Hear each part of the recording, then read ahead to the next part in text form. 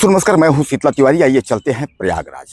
प्रयागराज में माफिया अतीक का नाम तो आपने खूब सुना है। अब माफिया अतीक अहमद और उनके भाई अशरफ अब इस दुनिया में नहीं है। अब एक नाम का जिक्र चल रहा है, शाइस्ता परवीन। शाइस्ता परवीन अतीक की बीबी हैं। 50,000 रुपए का उन पर इनाम है। शाइस्ता परवीन को यह कहा गया था कि जब असद का इनकाउंटर हुआ था तो यह कहा गया था कि शाइस्ता परवीन जो है वह जरूर आएंगी और शाइस्ता परवीन वह आकर के उसके बाद मिट्टी में जरूर शामिल होंगी।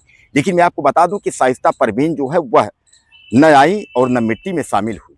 लेकिन सबसे बड़ी ताजुब की बात यह है कि अभी छोटे बेटे का जब एक्सीडेंट हुआ तो शाइस्ता जो है वह किस तरीके से मुंह देखने के लिए जनाजे में शामिल हो गई, इस बात को लेकर के गली गली और तरह तरह की चर्चा है। यानी तमाम लोग कह रहे हैं कि इतना पुलिस फोर्स होने के बावजूद शाइस्ता परवीन अपने छोटे बेटे का मुंह देखने के लिए मिट्टी में कैसे शामिल हो गई, इस बात को लेकर के सब अपना अलग अलग जो है राय जो है जिक्र कर रहे हैं।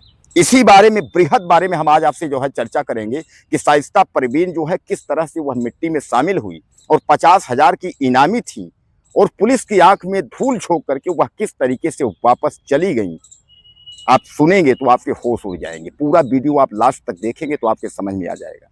दोस्तों मैं आपको बता दूं कि जब से उमेश पाल के गवाह जो है राजूपाल के गवाह उमेश पाल की हत्या हुई, उसमें जो 2 पुलिस वाले भी मारे गए थे, उस हत्या के बाद से जो है अतीक अहमद के साम्राज्य का जो है पतन हो गया था।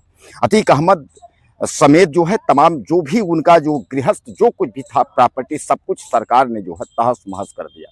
अतीक और उनके अशरफ जो है उनके भाई के आपने देखा था कि रहस्यमयी स्थिति में जो है किस तरीके से वहाँ मेडिकल ले गए थे और उसके बाद जांच कराने के लिए, और वहाँ ताबड़तोड़ जो है कुछ बदमाशों ने जो है फायरिंग की और उसके बाद जो है उनकी मौत हो गई। उसके बाद जो है उनका लड़का जो है असद जो है वह भी चूंकि उसमें आरोपी था और उमेश पाल मामले में बहरहाल यह लोग तो जेल में थे। अब उसके बाद असद का इनकाउंटर झांसी में हुआ था। असद के साथ भी जो है 1-2 इनकाउंटर हुए थे, लेकिन उमेश पाल हत्याकांड में जितने शामिल हुए थे बदमाश सभी का इनकाउंटर हुआ था, केवल गुड्डू मुस्लिम को छोड़ करके। दरअसल गुड्डू मुस्लिम जो है वो भी फरार हो गया।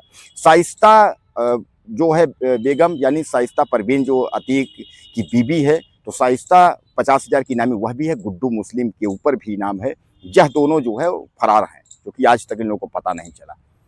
अब दोस्तों जब असद का इनकाउंटर हुआ तो उस समय यह लगा था कि कहीं ना कहीं शाइस्ता परवीन जो है वह एक बार आएगी और आ करके उसके बाद जो है वह शायद हो सकता है कि सरेंडर करे, लेकिन उसने सरेंडर नहीं किया और न तो पुलिस से कहीं उसकी साठगांठ हुई, ऐसी कोई बात भी नहीं हुई।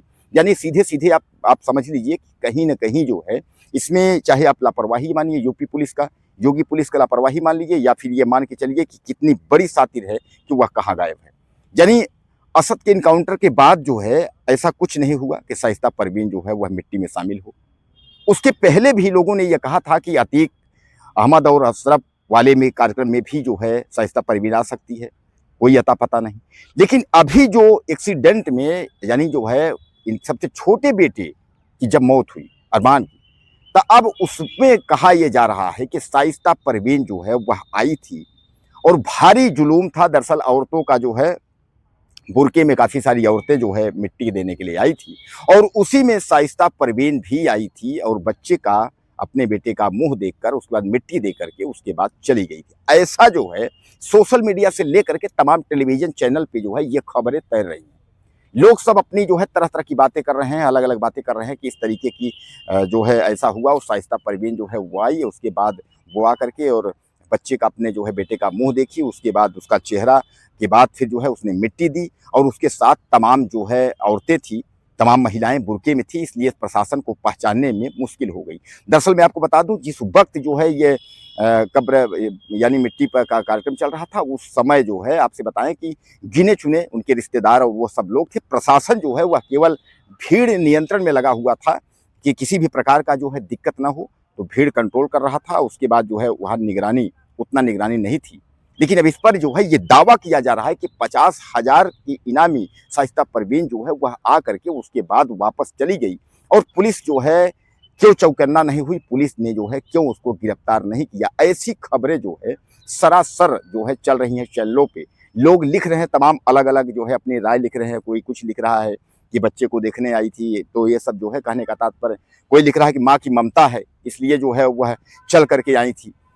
तो दोस्तों इस तरीके की जो खबरें हैं इस पर जो है अभी तक आधिकारिक की अगर हम बात करें, लिखित जानकारी की बात करें या स्पष्ट किसी की जानकारी की बात करें तो ऐसा कुछ नहीं है। सबने जो है अफवाहें उड़ाई है और चारों तरफ अफवाह है। ऐसा कुछ नहीं है कि शाइस्ता परवीन जो है उस कार्यक्रम में आई थी, यानी मिट्टी के समय आई थी, ऐसा कुछ भी नहीं है। क्योंकि मैं आपको बता दूं कि हर चैनल पर, यूट्यूब पर या आप देखेंगे कहीं कोई लिख रहा है कि शाइस्ता परवीन जो है गिरफ्तार हो गई, कोई लिख रहा है मुठभेड़ हो गया, कोई कह रहा है कि वो पकड़ी गई, कोई कह रहा है आएगी। यानी कहने का तात्पर्य जो है जिसके जो मन में आ रहा है वो अपना जो है लिख रहा है।